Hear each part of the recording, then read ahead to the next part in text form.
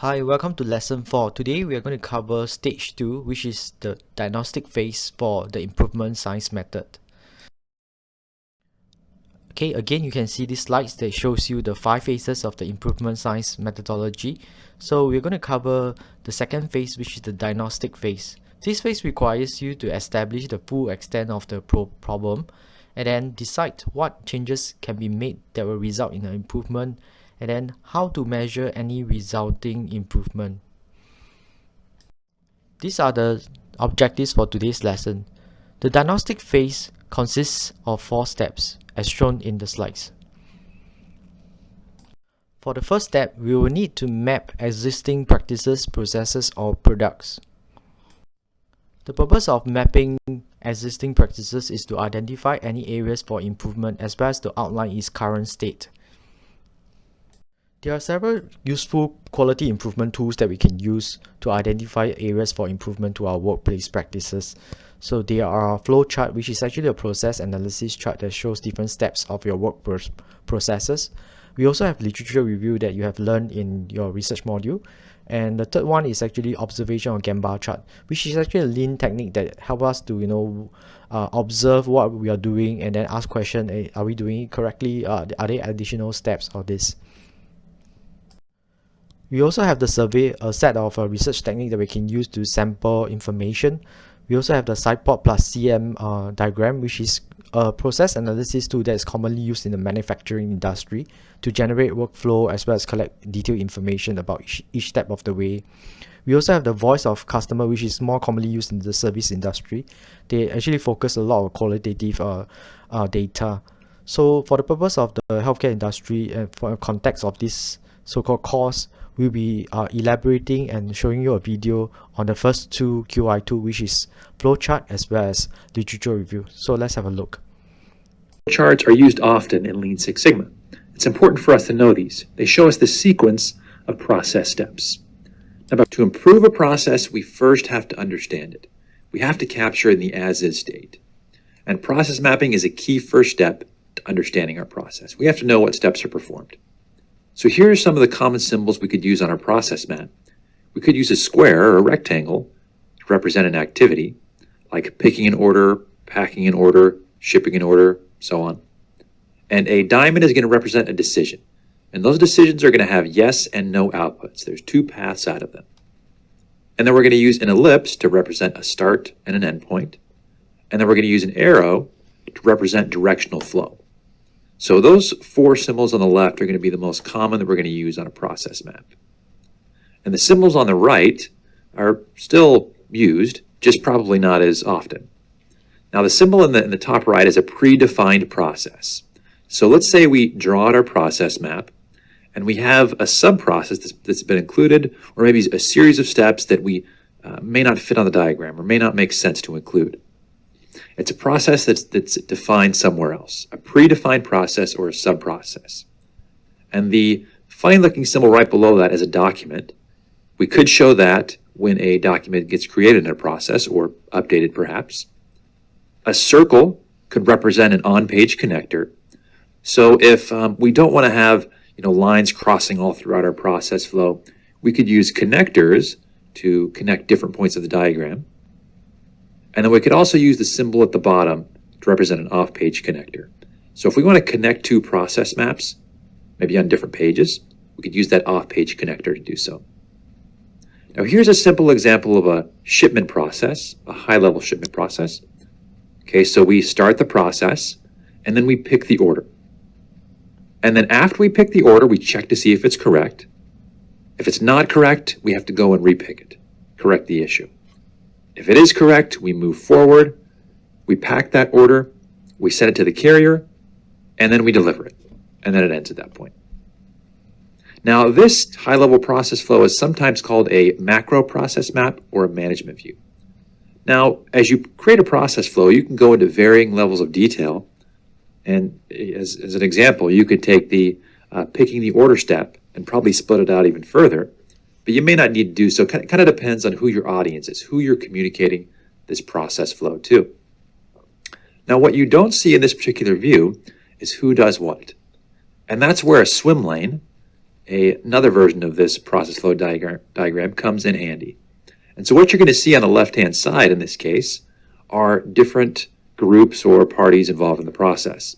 So the top swim lane represents the warehouse, activities they perform, and the bottom lane represents the carrier, activities that the carrier performs, like UPS or FedEx. And so when the process starts, the warehouse picks the order and checks to make sure it's accurate, and then they're going to pack the order and send it to the carrier, and then the carrier, like UPS, FedEx, or someone else, is going to deliver it, and then the process would end at that point.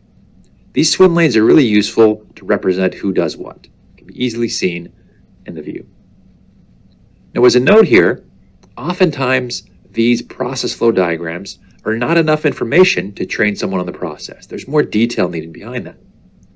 And so oftentimes you'll take a process flow diagram and put it into what's called a standard operating procedure, which provides you more information about the background of the process, why it's needed, and then specific or more detailed steps, references to other documentation or templates that are needed. That can be included in the standard operating procedure. Those two things can go together.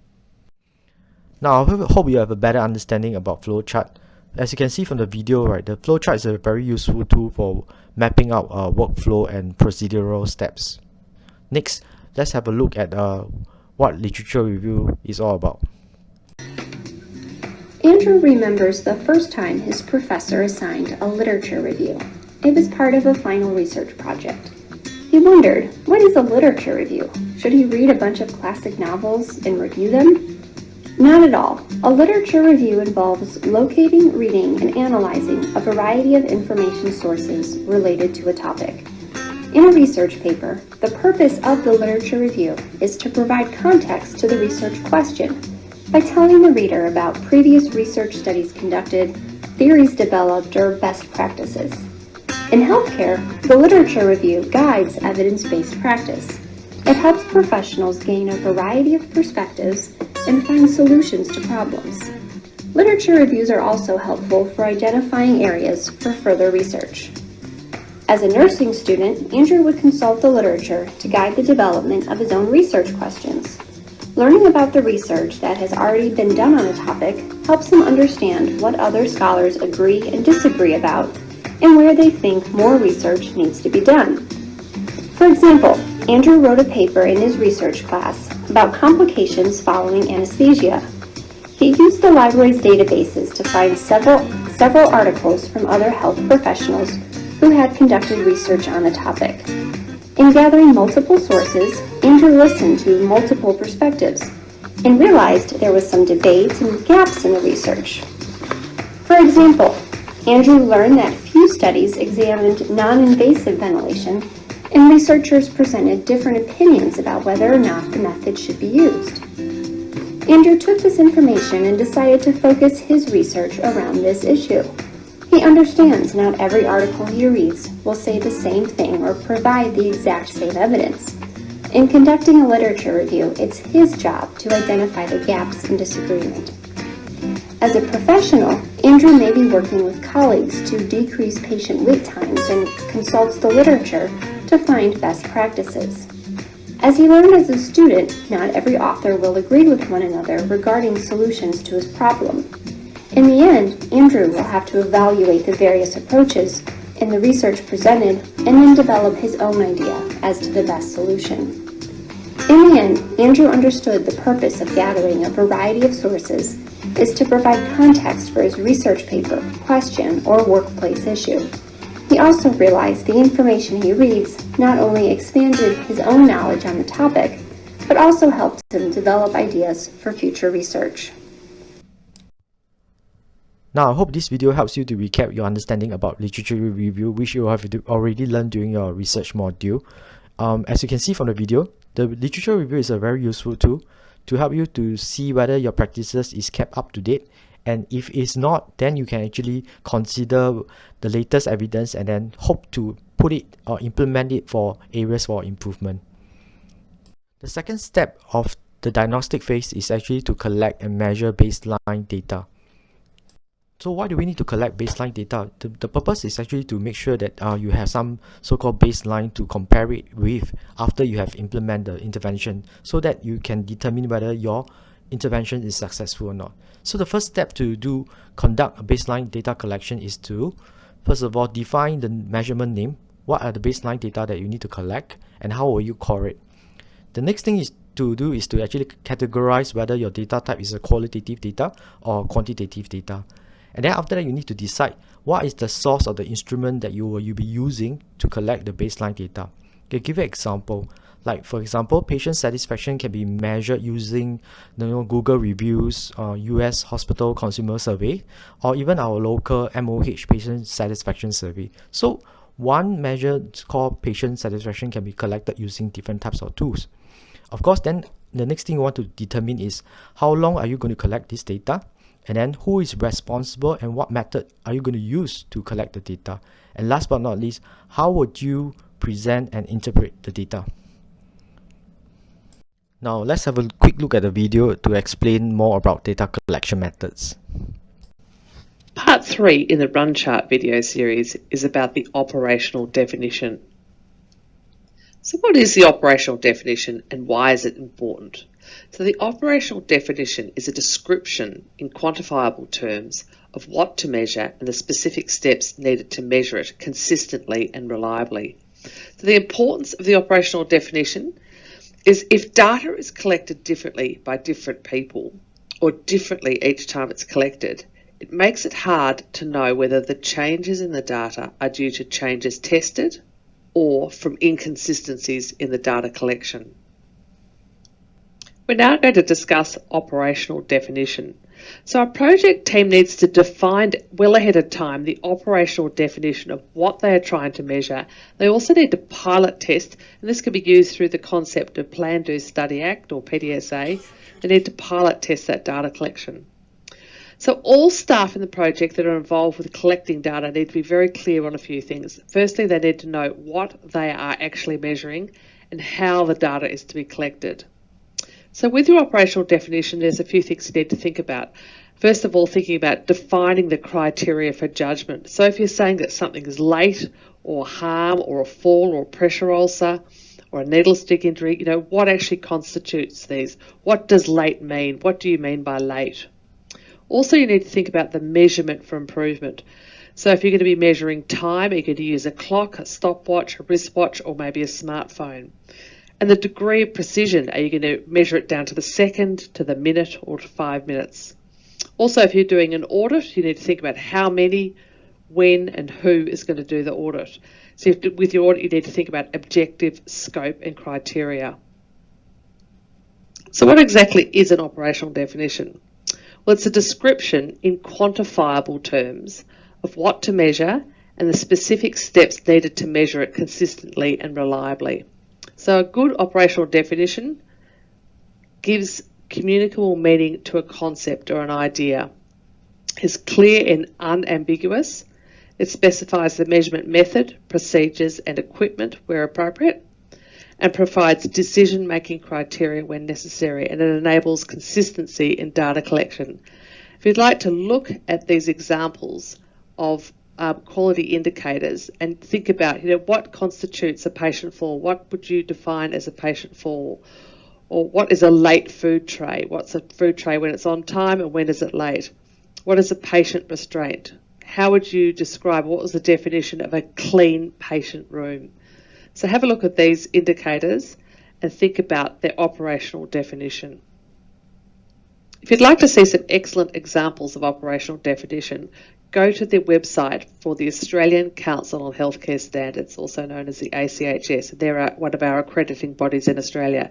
They have a clinical indicator program where they have excellent operational definitions that have been agreed by the medical colleges as the data is collected Australia-wide. So they have clinical indicator sets for anaesthesia and perioperative care, day patients, emergency medicine, gastro and endoscopy, gynae, hospital in the home, etc. So why is the operational definition important?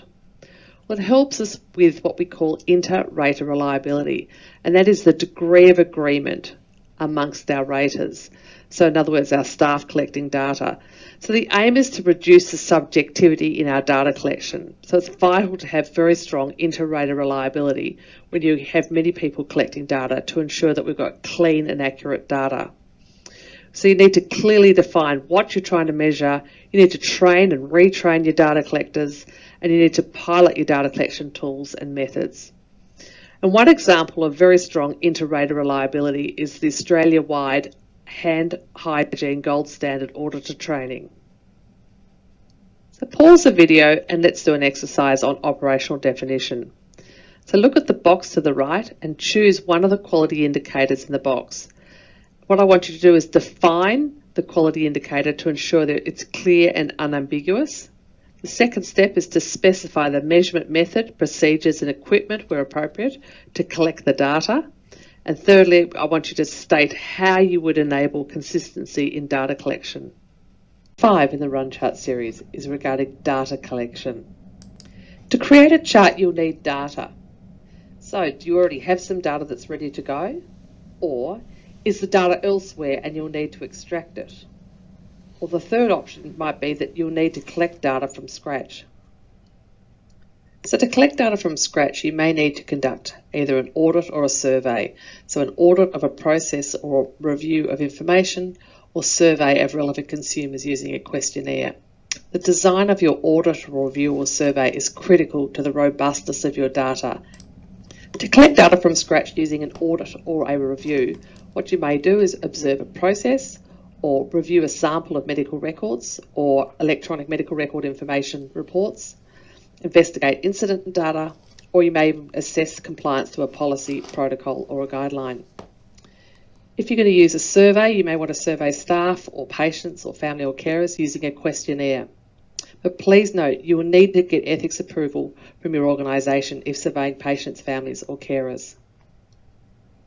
New South Wales health staff have access to a system called the Quality Audit Reporting System, or QARS. So they can use this to collect and report on either their audit data or their surveys data using a questionnaire. So for New South Wales health staff, they need to register for the QARS system through their local health district or network. And the QARS system log-on is on the CSE website. We'll now discuss how you can set out your raw data. If you collect your data via the CSE QARS system, the data will be automatically summarised and reported. Otherwise, when you collect your data, you'll have what we call is raw data, and this will need to be sorted, summarised and interpreted. The raw data can be placed in either a table, which you might want to draw by hand, or into an Excel spreadsheet or a database, or maybe into a statistical program such as Minitab, SAS or SPSS. The traditional layout of data in a table is that you have the cases in the rows and the variables in the columns. So in this example here, we've got variables going down in columns and the cases going across in rows. And regarding the Privacy Act, please make sure you comply with this Act and ensure that all the data is kept de-identified. For example, don't use patient names in your data set. Another consideration when you collect your data is to work out if you'll do a retrospective or prospective review. So retrospective review is when you look back in time at events that have already taken place. So a retrospective audit might be where you pull medical records and review past patient cases to collect your data. Or you might download a report from the electronic medical record or the incident management system or other IT systems to get your data. The benefit of a retrospective review is that you can obtain the data you want very quickly. In other words, you don't have to follow a cohort for months and months to collect your data. So you could actually obtain all your baseline data today. The disadvantage of retrospective reviews is that you may not have all the data or criteria that you want, say, documented in the medical record or documented in the reports. So that is when you'll need to collect the data prospectively over time. You also need to be beware, just because something is not documented in the medical record or in the electronic medical record or in the incident management system does not mean it did not happen. Prospective data collection is when you collect the data from patients as they present for treatment, or collecting the data on events as they occur. So you can start the data collection from this point forward or at a future date. The benefit of prospective data collection is that you can collect data on very specific or rare criteria or information that may not be a normal data field in the electronic medical record or the IT system or the incident system, or it may not be criteria that's normally documented in a medical record by the staff. A disadvantage of prospective data collection is that it may take many months to collect your data, particularly baseline data, and this may require many staff to collect the data as well, so you've just got to watch for inter-rater reliability issues. Another consideration when you're planning to collect your data is your measure of occurrence. Are you going to collect it via, say, incidence or point prevalence? So what are these measures of occurrence? So incidence is the number of new incident cases during a specified time period, such as a month, whereas point prevalence is the number of current cases. And what we mean by current cases is new and pre-existing cases at a specified point in time, in other words, on a particular day. We'll now look at some examples of incidence as a measure of occurrence. So remember, this is the number of new incident cases during a specified time period. One example might be an incident proportion, such as the percentage of post-operative infection incidents per month. The calculation for this is the number of post-operative infection cases for the month, which that's the numerator, and it's expressed over the number of post-op infection cases for the month plus the number of patients without a post-operative infection for the month, and that's the denominator. Also, you can express it as an incident rate, and that would be the number of fall incidents per 1,000 occupied bed days per month as an example. The calculation in this case is the number of fall incidents for the month, which is the numerator, and it's expressed over the occupied bed days for the month divided by 1,000, and that's the denominator. An example of point prevalence as a measure of occurrence. Again, point prevalence is the number of current cases, both new and pre-existing, at a specified point in time, in other words, on a particular day. An example might be the percentage of patients with one or more pressure areas or pressure ulcers on, say, a given day like the 25th of May. And this data can be gained from an audit of all patients in the hospital. The calculation here would be the number of patients with one or more pressure areas found on the audit on the 25th of May. That's your numerator, and it would be expressed over the number of patients with one or more pressure areas found on the 25th of May plus the number of patients without a pressure area on that day, and that's your denominator. We'll now do a refresher on numerator and denominator. So to create a percentage or a proportion, you need data for the numerator and the denominator. So the numerator is the top part in a fraction, and the denominator is the bottom part in a fraction. And hopefully you'll remember from Year 6 maths that D equals down is denominator. The numerator is the count of the number of defects or incidents for a time period. And the denominator is the number of defects or incidents plus the non-defects for the same time period. So in the example of the percentage of post-operative infection incidents per month, the numerator in this case would be the number of post-operative infection cases for the month, and the denominator would be the number of post-operative infections for the month plus the number of patients without a post-operative infection for that same month. In other words, the total of patients. You can document the measurement strategy for your quality improvement project using a form such as below. You can spell out things like the type of measure it is, the name of the measure, the operational definition, how you plan to collect the data, and how you plan to report and the format and frequency of your reporting. Now I'm going to look more closely into the measurement strategy and the titles of each column. So the type of measure, this is where you'd state whether it's an outcome, process, or balancing measure. The operational definition, this is where you would state the exact definition of what you're trying to measure, and if relevant, state what is included and what is not included when collecting the data. Also, if relevant, clearly define both the numerator and the denominator. And data collection, what you document here in the form is how we collect the data, and if relevant, state how you would collect both the numerator and the denominator data. Also state here where the data is. Are you going to get it from a computer system or a register, or you need to do an audit or a survey to retrieve the data, to gather that data, such as a medical record audit. And if you're a New South Wales health staff member, consider using QARS for your audit. Also think about who will collect the data and do they fully understand the operational definition, and check for inter-rater reliability when you collect your data. Your data collection tools, do you need to develop data collection sheets or tools or Excel spreadsheets to collect the data? And also remember to pilot test or PDSA these tools and methods. So will you do retrospective or prospective data collection? So in other words, will you collect your historic data, so retrospective or baseline data, or are you going to collect the data day by day, which is prospective data collection? Measure of occurrence. You're going to report it as an incident rate or a point prevalence rate where relevant. So an incident rate, remember, is the number of new cases in a time period, whereas point prevalence is the number of cases on a given day. It's a bit like a census. Sampling, will you review all cases or will you do a random sample? And when will you collect the data? So when do you plan to start and finish your data collection? You're going to do it next week, next month, when do you want to start? And check with your data, will it be reliable, accurate, honest and relevant data? And PDSA, so think about always pilot testing your data collection tools and methods. And the last column in your measurement strategy is reporting, such as the format and frequency of reporting. So you need to consider here what type of chart you'll plot your data in and how often you'll plot the data in the chart. And for a run chart, it's best to report frequently, in other words, every week or every fortnight rather than quarterly. And you need at least 10 data points before you can interpret the data. Think about who you report the data to. Is it your project team? Is it the sponsor? Is it others like the executive? And when will you report to your sponsor or team? Is it weekly, fortnightly or monthly? The second step of baseline data collection is actually to plot and present the baseline and diagnostic data for analysis. So you can use the following tools or techniques to do so. Okay, for one of the tools that you can use is actually descriptive statistics. You can actually do a simple diagram to compare before and after. Of course, you can also use the run chart, which is actually a graph that shows the performance measures of a process over a specific period of time and is useful for identifying trends and patterns. Last but not least, there are also very complex QI tools such as the statistical process control chart, which is a lot like the run chart, as well as the value stream mapping, a lean tool using a flow chart to document the steps and then to identify the processes. But this will be outside the scope of this course, but this is just more for your awareness. For the purpose of this course, right, we'll be going through the run chart, which will be a more useful tool for you.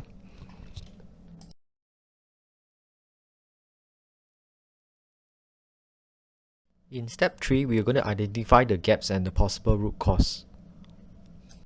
So why is it important to perform the steps in identifying the possible root causes?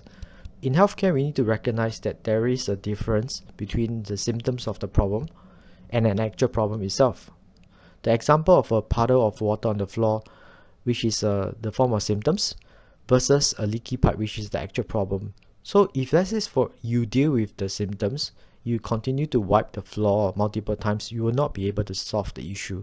Instead, you should be getting someone to repair the leaky pipe, which will solve the root cause. That's why it's very important that before you deal with the problem, you need to conduct an in-depth analysis of the gaps and its possible root cause. There are several useful QI tools for root cause analysis. We will be focusing on two methods here. The first one is the 5 why. The second one is the Ishikawa diagram, which is also commonly known as the fishbone diagram. So you're looking for a better way to solve problems in the workplace? Because guessing, blaming, and faulting others hasn't worked. It's time you discovered the ugly causes of the problem instead of just treating the symptoms. Say hello to Fishbone. Ta-da! Fishbone is an awesome technique that takes the pain out of solving workplace problems. Just draw a fish skeleton on a chart or board. Write the problem in the head of the fish and start brainstorming causes. Why would this problem happen? It could happen because some fella made a mistake. Maybe they weren't trained, or careless, or distracted, or not right for that job. And whose fault is that?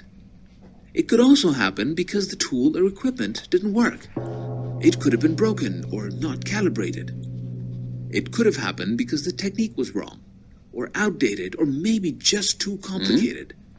Or maybe someone stuck the wrong material into a process. Or maybe because the measurements were wrong. Or it could be something from the outside.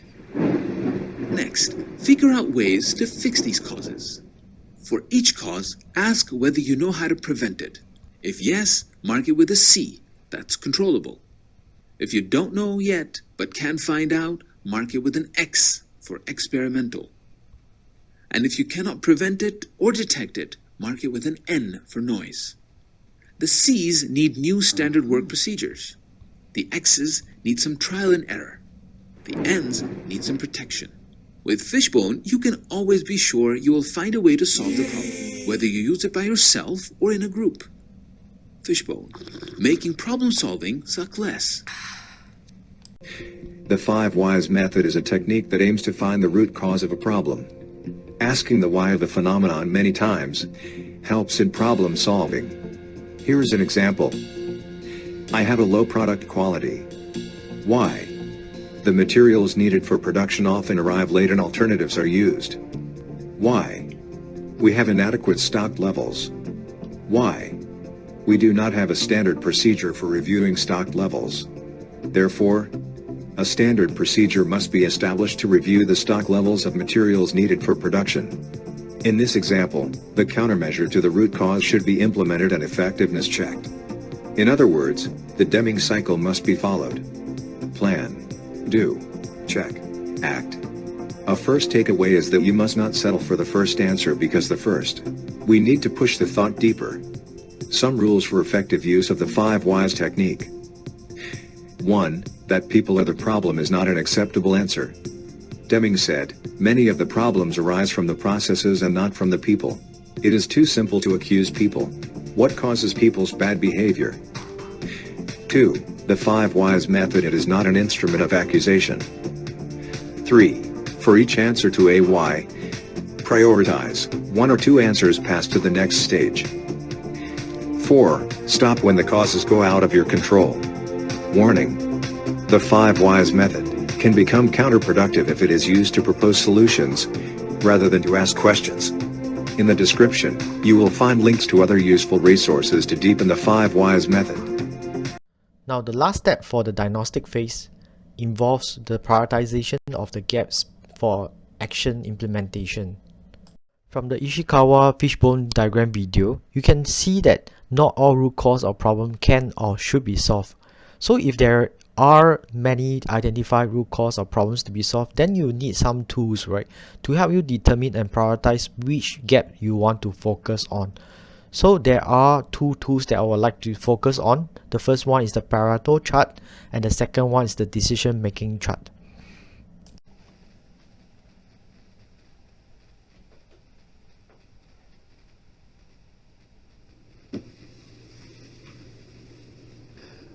A frequently used tool in quality improvement is something that is traced back to a fellow by the name of Vilfredo Pareto.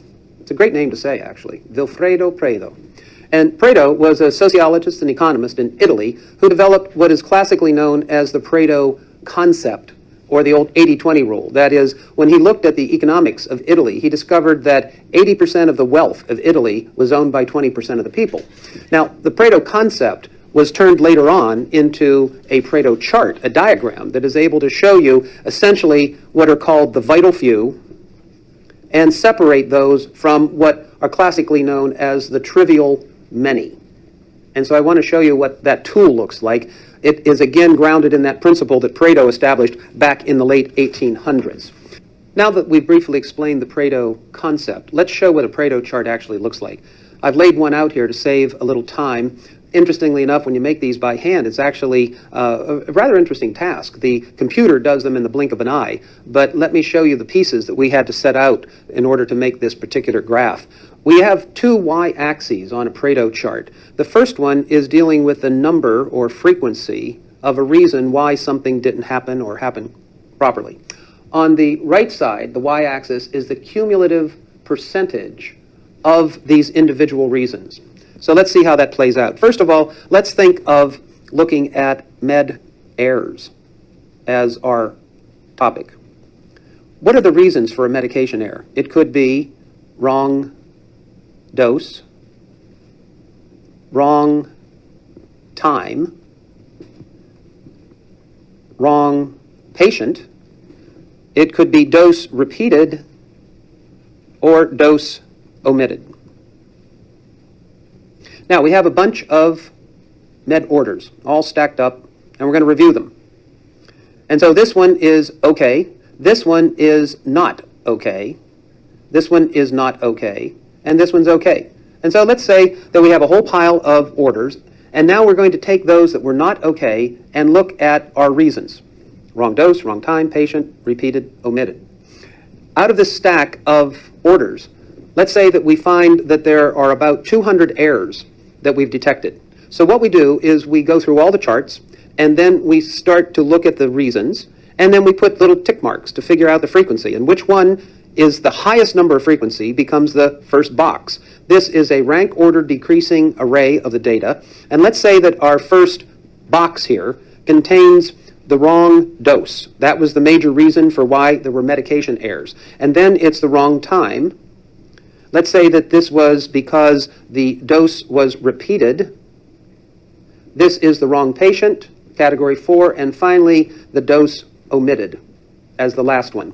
When we work out the numbers, let's first of all look at the frequency. There were 90 reasons that the dose was detected as being the wrong dose. We had 70 in terms of the frequency of wrong time. We had 20 repeated, 16 the wrong patient, and finally 4 in terms of being a med that was omitted. Now, if we compute the absolute percentage that each of these is, of the total of 200 errors, we see that the first column is 45%, the second is 35%, this next column is 10%, then 8%, and finally 2%. So now we have the absolute, the numbers in dark, the frequency, and the percent that each of those is of the total of 200 errors that we detected. Now what we do is we start accumulating these. So 45 plus 35 plus 10, 8, 2, eventually all add up to 100. We start to make a curve coming off this first bar, and then we add the next one to it. It starts to rise quickly, but then it starts tapering off because the percentages get smaller. Then to apply the Pareto principle, we look at the spot where 80% on the cumulative percentage. This is the point at which 80% of all the errors are detected. And if we want to apply that Pareto principle of 80-20, we'll come across and find the point at which that horizontal line strikes the curved line, the cumulative percentage, and then we drop a line down. Now we find very quickly that these two categories, classically known as the vital few, are the two areas that if we want to work on improving this procedure, medication detection and errors, these are the two things, wrong dose and wrong time. These things, while interesting, are called the trivial many. It's not that they're not important, but they are less important than these two main categories. So the Pareto principle, two axes, the categories or the reasons why something didn't work properly are laid out according to the frequency and then the absolute percentage, and then we accumulate those to find where this 80-20 split occurs, the vital few versus the trivial many. Hello and welcome to today's lesson, where we're looking at decision matrix analysis. Now in this video we'll define the model in full, and then we'll take a look at an example. So each and every day we all make decisions. Some of these decisions are simple and don't require much thought, such as what to wear or what to have for lunch. Other decisions are more complex and they must be considered in light of a number of criteria. So for example, if you're buying a new car, you might need to consider cost, practicality, performance, reliability, and fuel economy. Now, business decisions can be even more complex again. So suppose you were tasked with finding a new facilities management supplier. It can be tempting to opt for the lowest cost supplier, but other factors need to be considered to ensure you make the best decision. Now, this might include factors such as the length of the contract, any break clauses, the service level the contractor is going to give you, and a whole host of other factors as well. So given all these factors, how can we ensure we make the best decision? Well, the answer to that is a decision matrix can help us. Now, it's a very useful technique to use when there's a number of options to consider, but there is no obvious, clear choice. Now, in this video, we'll look at two types of decision matrices, a simple decision matrix and a weighted decision matrix. So let's start with the simple decision matrix. Now, rather than show you this matrix in an Excel spreadsheet, I'm just going to explain the concept here. If you want to get going straight away, there's a template you can download using the link below this video. Now, decision matrix can sound like a complex term, but it's really a very simple tool to use. So in this decision matrix you can see here, we're trying to decide which car to buy. Now, to use the matrix, you simply follow these steps. Now, in the leftmost column of the table, list each of the criteria which you wish to evaluate your options. So some of the criteria for car would be cost, practicality, performance, etc.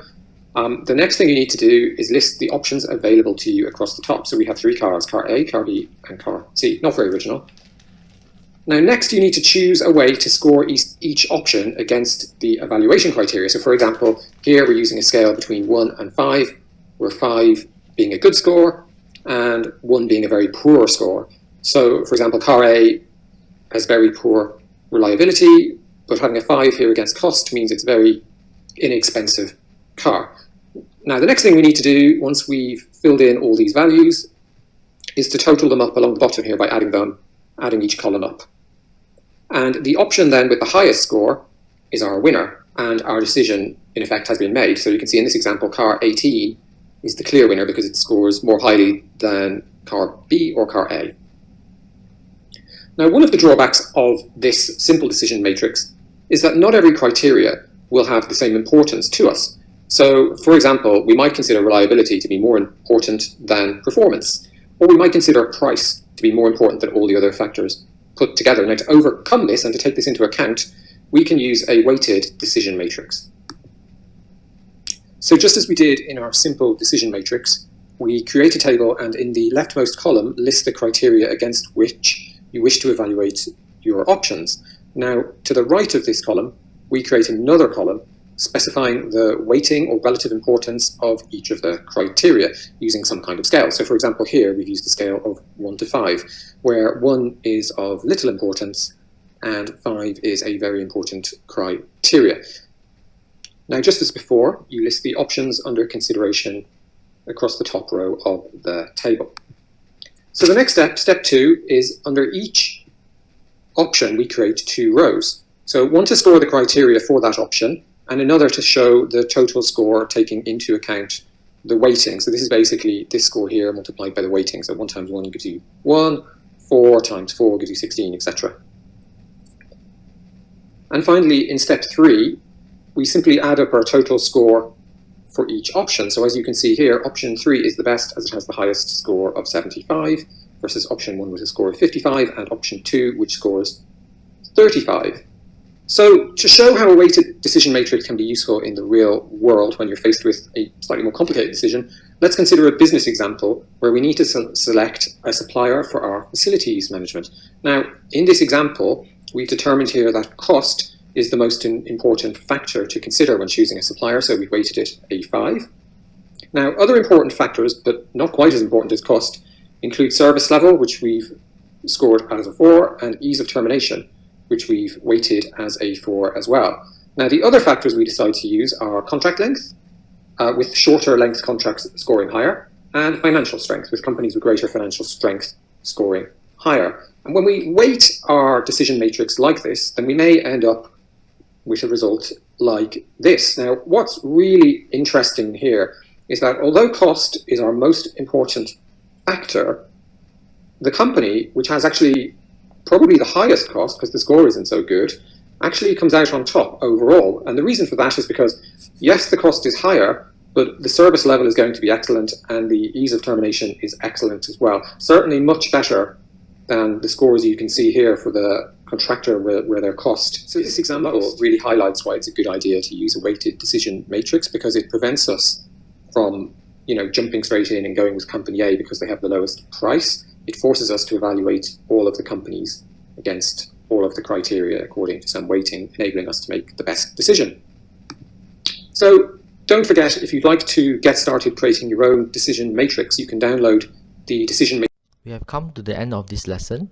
These are the summary points for today's lesson. We have gone through the 4 steps for the diagnostic phase. Step 1, map existing practices and processes. Step 2, collect and measure baseline data. Step 3, identify the gaps and possible root causes. And step 4, prioritizing the gaps for action implementation.